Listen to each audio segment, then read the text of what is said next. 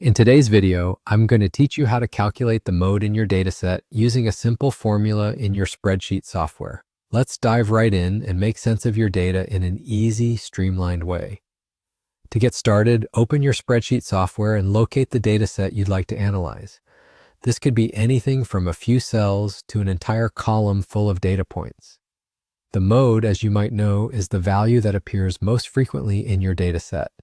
It's particularly useful when you're dealing with categorical data or want to quickly identify the most common element in your dataset.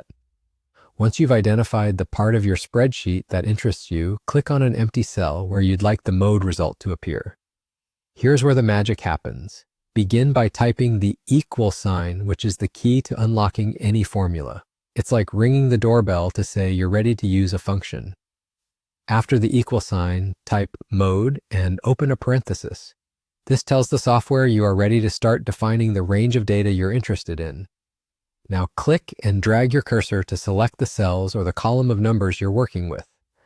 Make sure your data selection encompasses the entirety of your interest. This highlights everything between the start and end of your selection, feeding the correct range into the formula.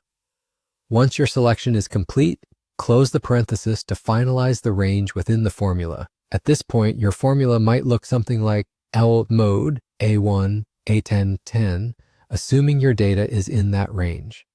After you've confirmed everything is set correctly, press enter. And there it is. The cell will now display the mode of your dataset, revealing the number or item that appears most frequently in your specified range. Wasn't that straightforward?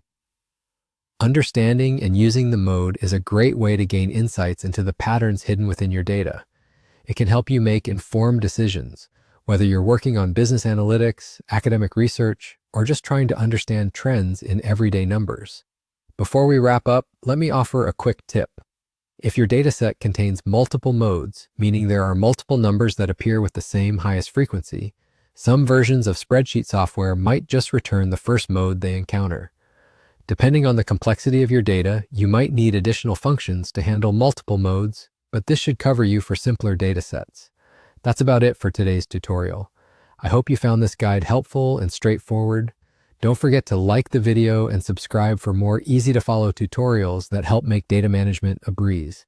Thanks for watching and happy analyzing.